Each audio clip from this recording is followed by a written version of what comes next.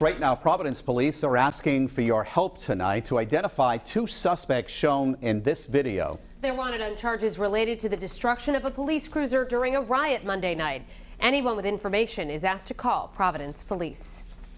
3 days after demonstrations turned violent in downtown Providence, police are now preparing for what could be a large protest in the capital city tomorrow afternoon. And today they briefed reporters on what steps they're taking to ensure safety.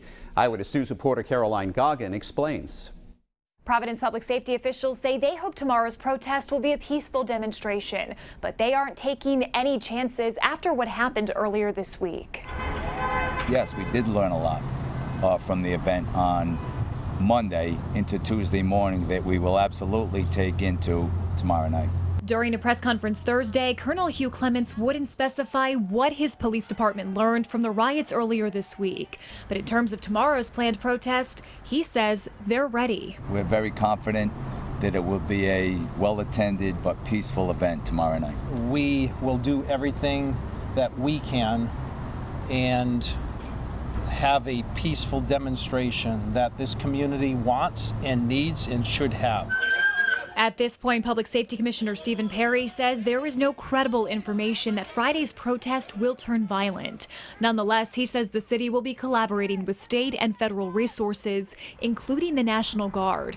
Governor Raimondo spoke to that during her daily coronavirus briefing. The Guard is still heavily deployed as we meet the potential security threats.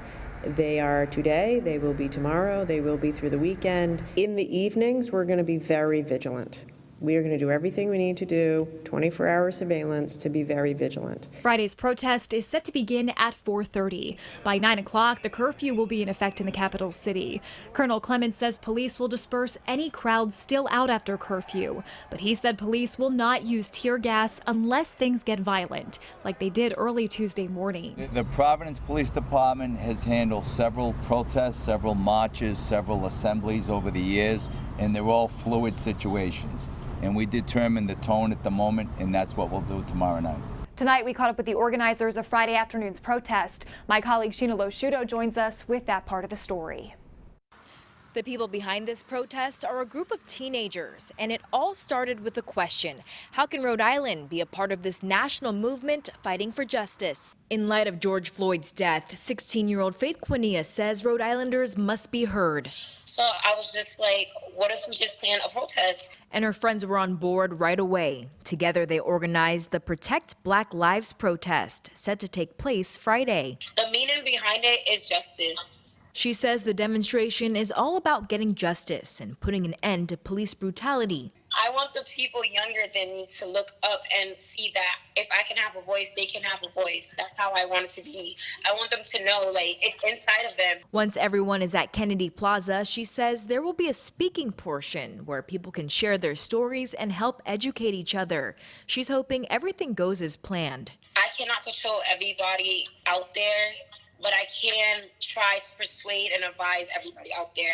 I can try my best to make sure everybody's on the same page peacefully, but there may be some that may not have the same objectives as me, and I respect that because everybody feels differently. And at the end of it all, people come together. I just want to make sure that everybody's peaceful, everybody's actually here for the movement. I don't want anybody to feel intimidated. I don't want the officers to feel intimidated by the crowd, and I don't want the crowd to feel intimidated by the officers, because as I've been seeing all over the U.S., it's been a lot of intimidation towards both sides, and I don't want that. I want it to, like, it's okay for officers to come together with us sometimes. It's never an issue, because if you think about it, they're in uniform. Once they take up that uniform, we're just the same. At last check, more than 1,000 people RSVP to the event on Facebook. Faith says it's hard to tell just how many people will actually show up, but she's hoping for a big turnout. I'm Sheena Loshuto, Eyewitness News.